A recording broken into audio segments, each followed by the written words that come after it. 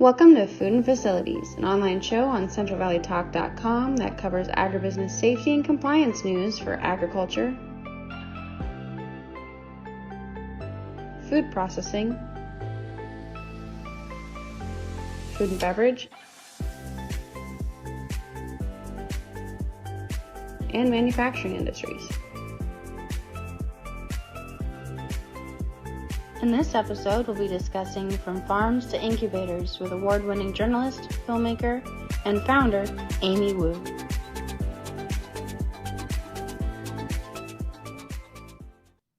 Welcome to Food and Facilities. I'm Tara Sweeney.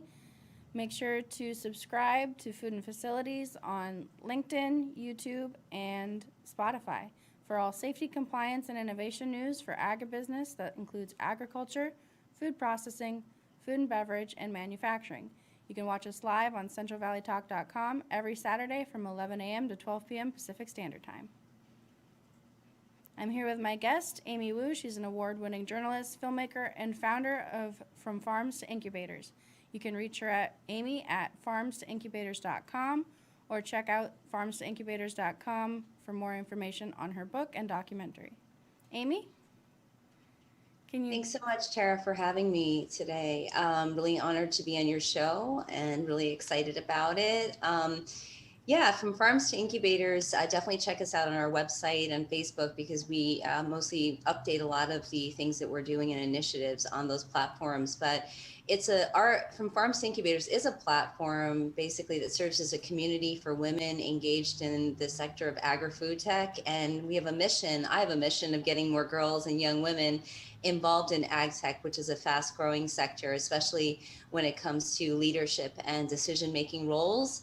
A big part of it is the storytelling, which I think you touched upon. We have a new book that just came out recently called From Farms to Incubators, Women Innovators Revolutionizing How Our Food is Grown, and also have a longstanding documentary that's been award-winning and that's been super popular. I think it's screened at over 200 venues, including South by Southwest. So thanks very much for having me here today. Can you give a little background about who you are and what brought you to work for From Farms to Incubators? Well, I actually started From Farms to Incubators. I didn't plan on it, but my own background is I'm a journalist by training, a professional journalist, and I've been reporting for decades and decades. In 2016, I was assigned to go to the Salinas Valley region in California to cover local news for a local newspaper there called The Californian as part of the coverage agriculture and local government.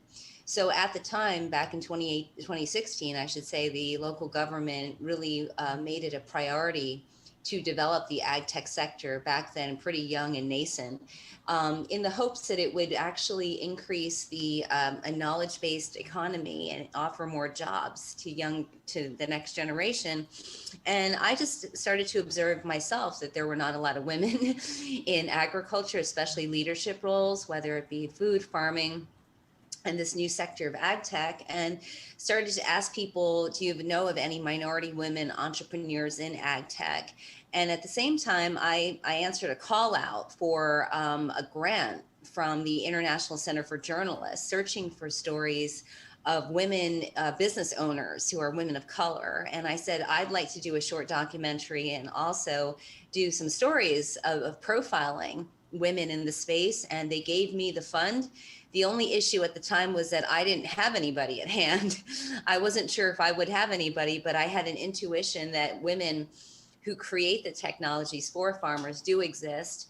And I was right. So it started with maybe 3 or 4 women.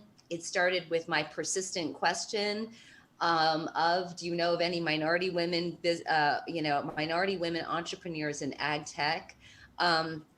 That created the documentary. It created a few short stories in the newspaper, but I just couldn't stop there. And the reason why is because when I would screen the film in the early days, there would be a silence. I think, farmers, investors, people working in agribusiness, the women themselves were surprised that there were women in the space. They actually didn't know that there was a new generation of women creating these kind of innovations to help farmers. And the women would actually look at each other and say, oh my gosh, I didn't realize there were other women in this space. Can I connect with them? So I saw a real need for a community and a network and a hub to connect women interested in the space, working in the space. And I saw storytelling as the main vehicle and platform to do that. And I just couldn't give up on the stories. I would get more and more emails and phone calls between 2017 and 2018 saying, have you heard of this woman? Have you spoken to this woman who co-led a company? And it just kept increasing. And I'm not sure if it's because there were just more women in the space or because nobody had told their stories before. But I started to say, I really want to collect their stories and their voices in the form of a book. I thought a book is definitely something that maybe 50 years from now, somebody might pick up, whether or not it be digital or not. Not sure what libraries will look like 50 years from now, but I thought this will give a lasting voice to this time period when there's this paradigm shift. We are seeing slowly, surely, maybe at a slow pace, more women enter this space as well. So it went from storytelling into a movement and into an initiative to want to get more women involved. Yep. And you even have a hub of contact information for these different entrepreneurs on your website if people want to add their name or if they would like to contact anyone on your list. Yeah, actually, thanks for bringing that up, because what Farms to Incubators has developed into, and as we go into 2022, is providing more resources and tools for women who are in the space or who want to get into the space. So we have a searchable directory that's created by Airtable, because we want to share this as many people as possible to share this directory. It's embeddable on any website. It's free. And I'm not the only person who worked on it. And this gets to the heart of the work that I do. Is I collaborated with a group of women who have a similar passion and who are women who are in the ag tech space, including Ag Launch, Connie Bowen, Pam Marone of Marone, who launched Marone Bio Innovations a while ago. It's a public company. We all collected our names that we ourselves were collecting and put it into one big pot and said, let's share this out. So that's a really good example of the work that I'm excited about doing. I really like to collaborate with other people, especially women who share a similar passion. And you touched on that it originally started as a documentary, and we have a little trailer from the documentary that we'd like to share with our viewers right now. Great.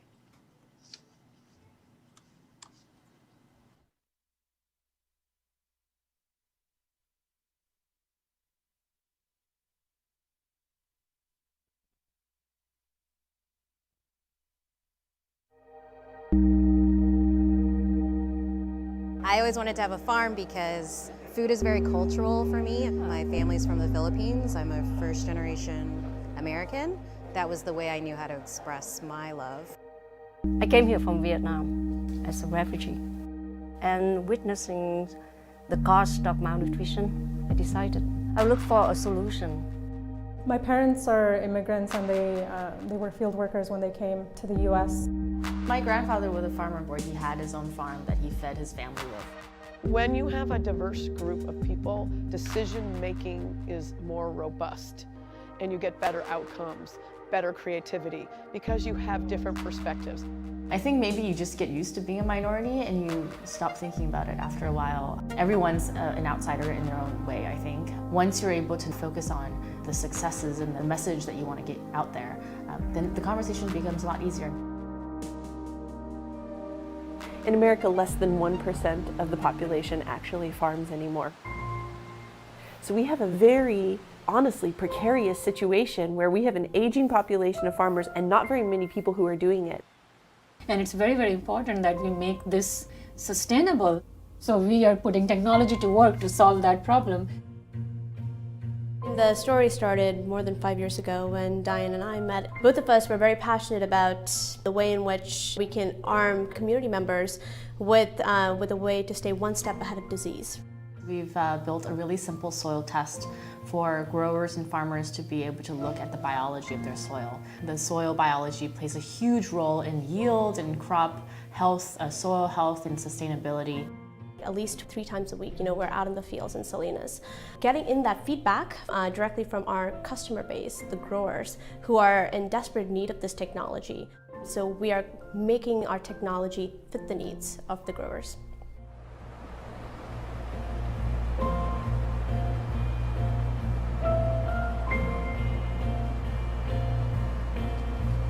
So our company, we do equipment tracking, timekeeping, and field scouting. It's a mobile app, so all the data collection is just through your smartphone.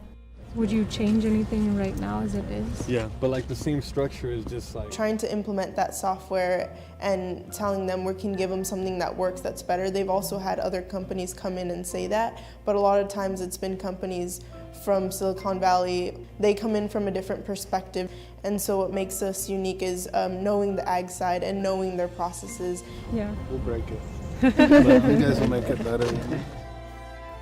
Vitamin A deficiency disorders is just easy to solve, but it's still so prevalent. When I was little in Saigon, my mother, she would get the fruit and dye the rice with it. And the color of it is so strikingly red. I just have the hunch that the fruit was really rich.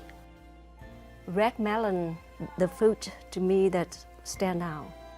I came up with a way so that the farmers can then use whatever they have to make the oil and then keep that oil in their household. It's important that the field be diversified and that women be at the table. Women don't get treated well unless there are enough, there's a critical mass. My daughter is 10-year-old. She asks me, what is it that you're doing? And when I share that with her, she has this spark in her eye that, wow, I didn't know that's how you grew strawberries. Once the spark is there, they will find most innovative ways to solve things.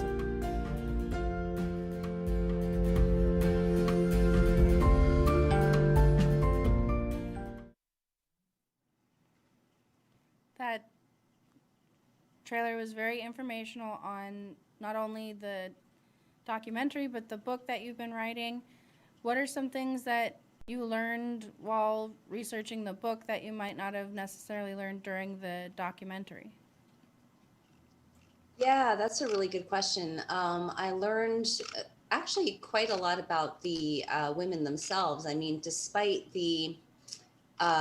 their individual unique stories and backgrounds and really diverse backgrounds, I really found some common threads. I talked to a lot more women for the book, certainly. I mean, the documentary had maybe anywhere from 4 to 8 women, but for the book, I actually talked to 30 plus women, including some female farmers. I wanted to make sure that female farmers were in there too, because farmers are the ones using these innovations actually, and they need to be able to say that I like that innovation, it works, in order for ag tech to work. So I learned that the common threads with the women I talked to include that they all really care about food production, addressing climate change and sustainability.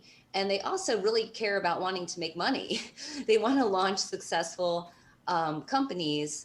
Most of them actually did not come from a background of agriculture and farming families, and they did not come from a background of entrepreneurship either. But they all really want to solve big impact issues that threaten agriculture. They also really wanted to make a difference in the food systems as well. So I started to match up like the women, like the problem in agriculture with the actual woman and her innovation. And so a couple of interesting, I'll just give a couple of examples today, but like when it comes to soil health, some farming practices like the application of chemicals or maybe over application of fertilizers and tillage can have bad effects or negative effects on the soil, increase carbon emissions and decrease nutrients for the soil. And that overall impacts the farmer because you see a decrease in production. Well, I think farmers are seeking soil testing kits that are accurate and affordable. So one of the women, the two women that I profiled are in the documentary, Diane Wu, not related to me, and Purnima Parameswaran, who started a company called Trace Genomics. They create soil testing kits that use gene sequencing to measure the health of the soil and detect pests and diseases. Another big problem that growers are facing is a severe labor shortage as well. I mean, the average age of farmers now is upward towards 60, and field workers are aging out, and their sons and daughters are not replacing them either. So another big area of ag tech is robotics and automation. I spoke to several women who actually are in that area, including a woman who co-launched Bear Flag Robotics. They make an autonomous self-driving tractor that does a lot of reduced tillage work with the goal of actually lowering the cost of farming through automation. And then one young woman that I really like to actually note is a young woman named Ellie Sims. I met her when she was like just out of college in the Midwest, but she founded a company called the B Corps that uses they use this mobile app and technology and an infrared technology to measure the health of beehives. And so why is that important? Because that really helps the $6 billion almond industry in California that depend on bees to pollinate their plants. So I really enjoyed making the connection between their stories and also the problems that growers are facing, to kind of geeking out and talking a bit about the innovation, because I also love to learn about the innovation.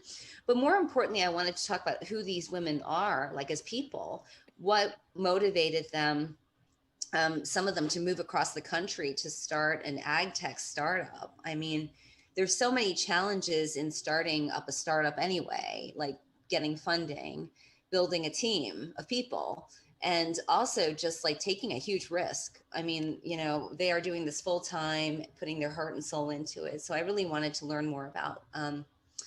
And I became very inspired by most of their stories and decided that I wanted to continue collecting their stories. And from farms to incubators, our goal is to continue to collect these stories ongoing so that there is a big archive, ultimately, I think, of all of their stories. And not just in California, across the US, Midwest, Northeast, and maybe someday internationally as well.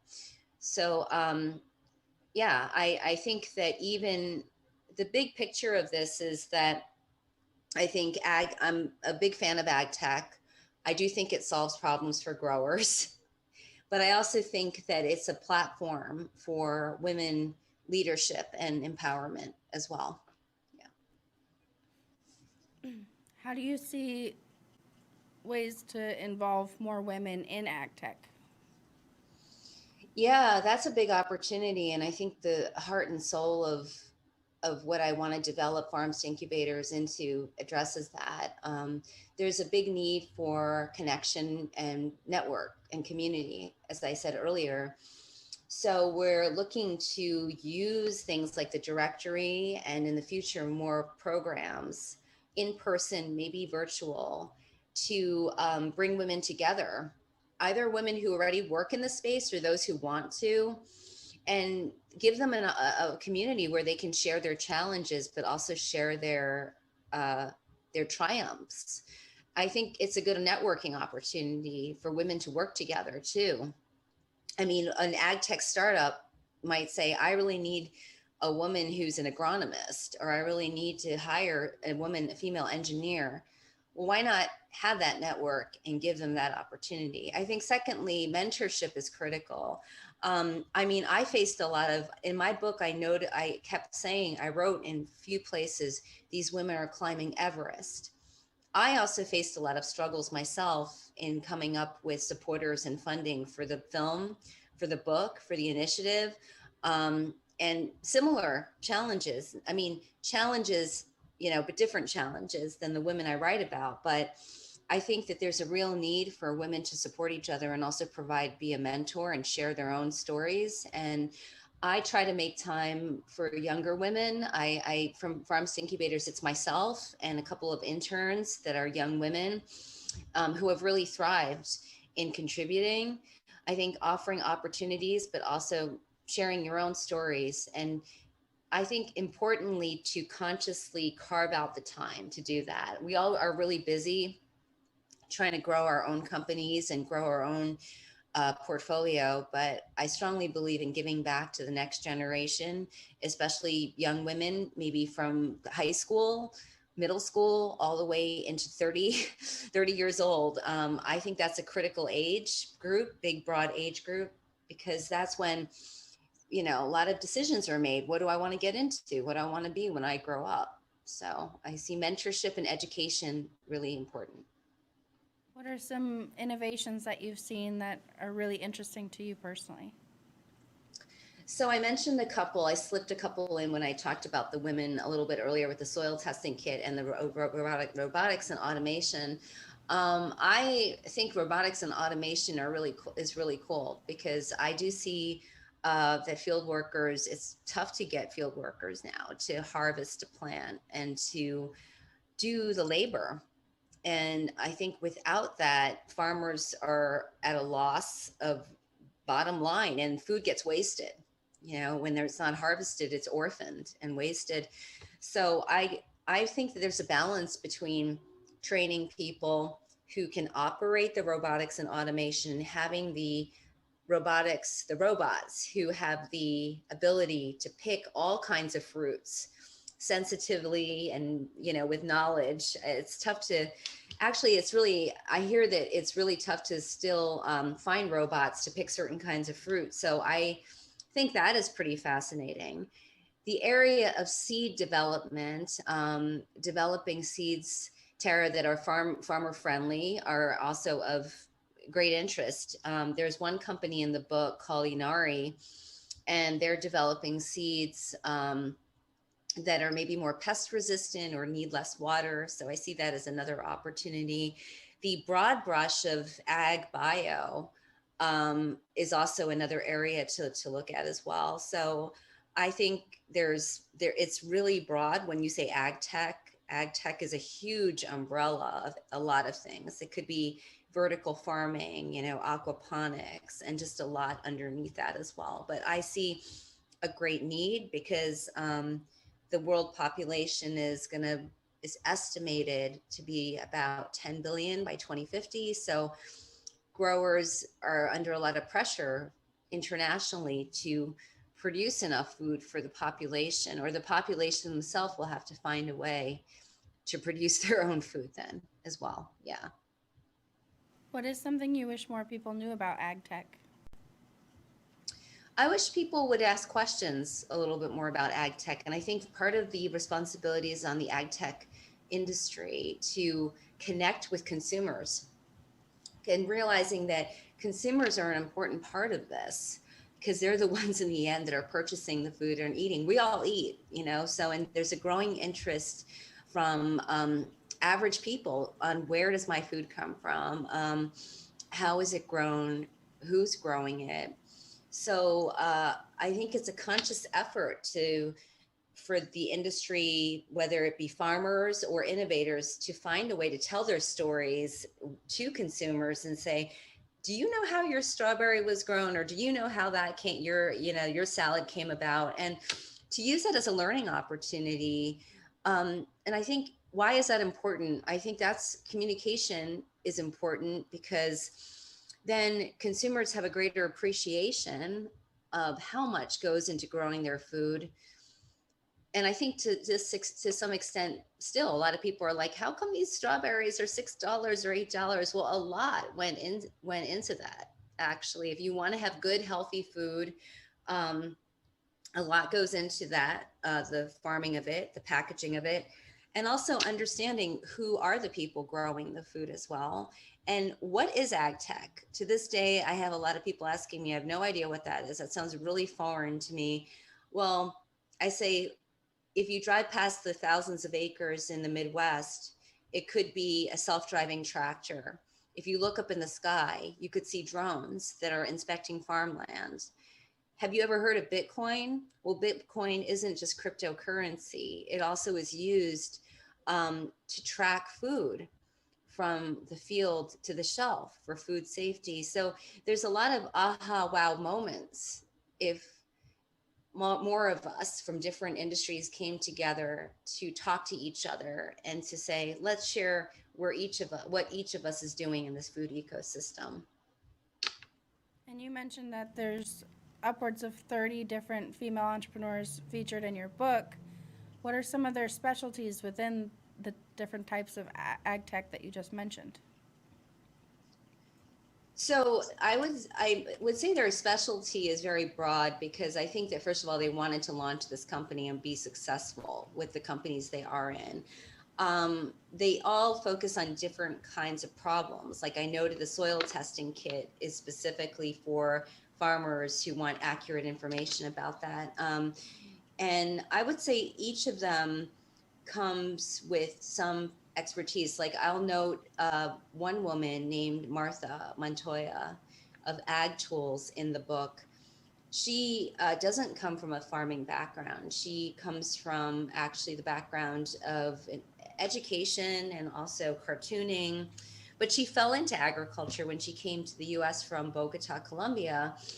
And she, throughout the years, I think, saw a need for farmers to get important information about commodities, whether it be weather, politics, transportation.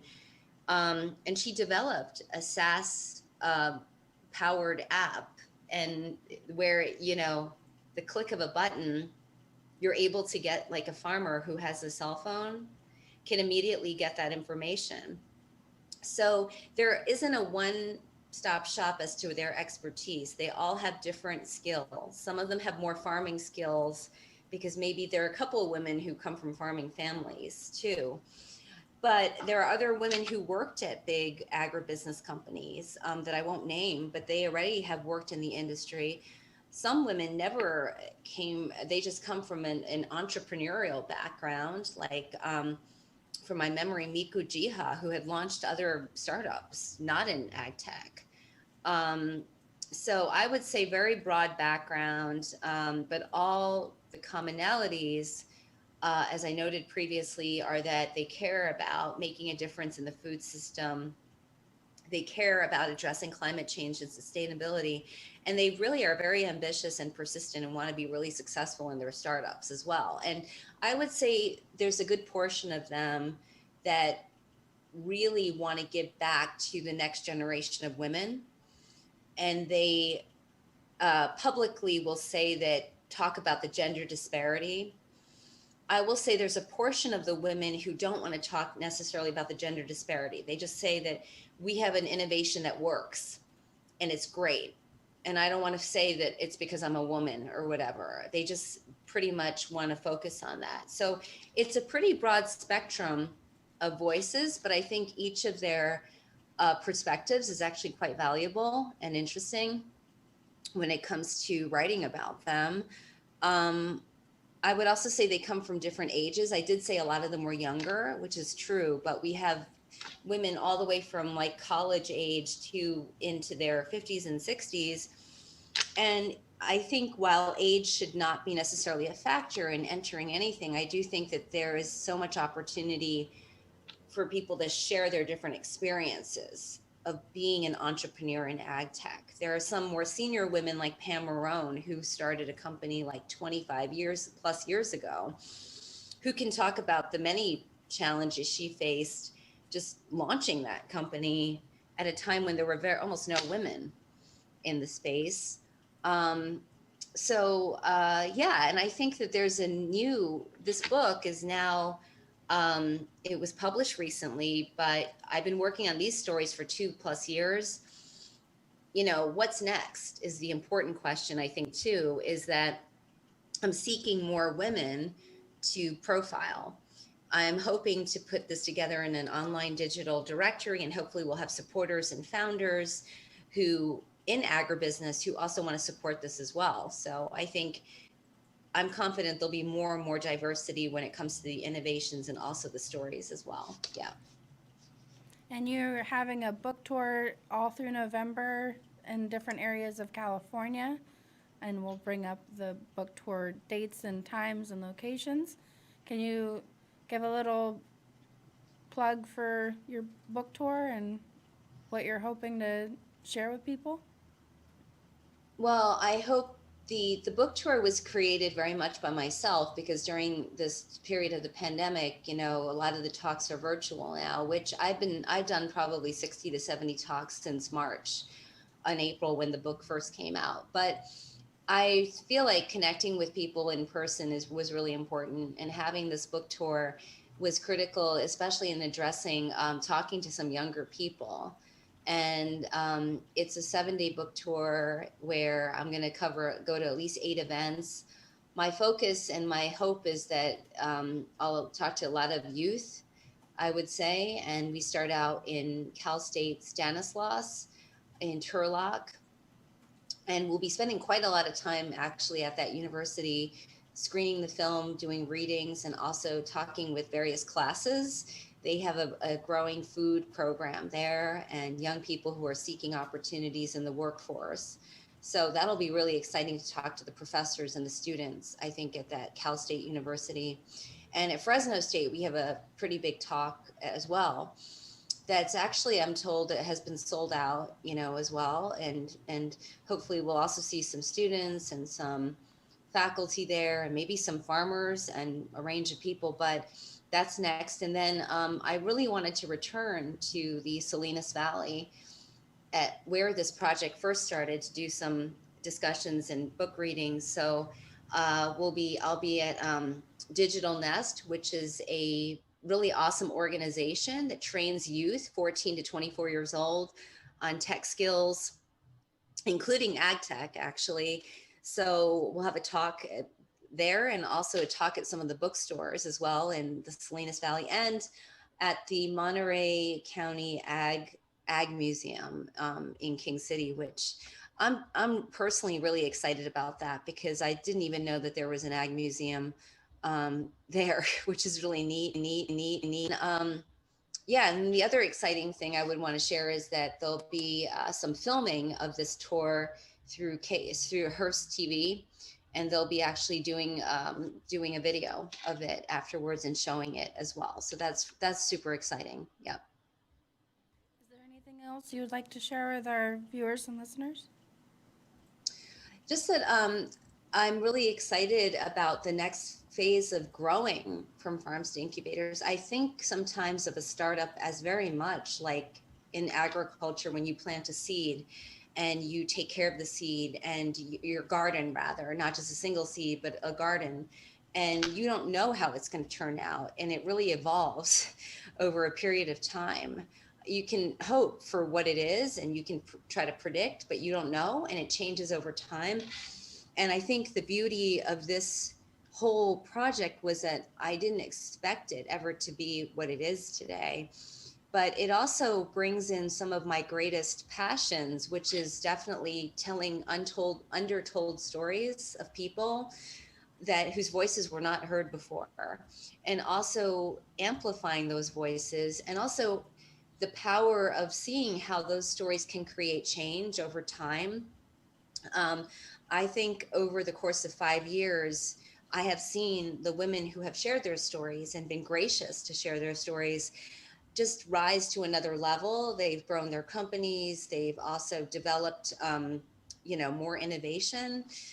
And so I think it's like a step-by-step process to create change is what I'm getting at. And I do hope for the day when there will be more women sitting in the boardroom in decision-making roles when it comes to food and farming. Women already play a big role in the food system, so it shouldn't be it should be why aren't there more of theirs? And I think that there will be more in the future. And lastly, I would say that I am not an island. I gave you an example of the directory. I work as a collective, and I love working with organizations and people who share a similar passion. So always looking to hear from other folks, and hopefully you follow us on our website and also on our Instagram and on our Facebook. During the book tour, we will be sharing some special video clips and also special photographs from that tour as well. Thank you for joining me, Amy, and it was great to be able to feature you and the work that you're doing. Thank you for having me. I hope you have a good day. You too. Bye-bye. Bye.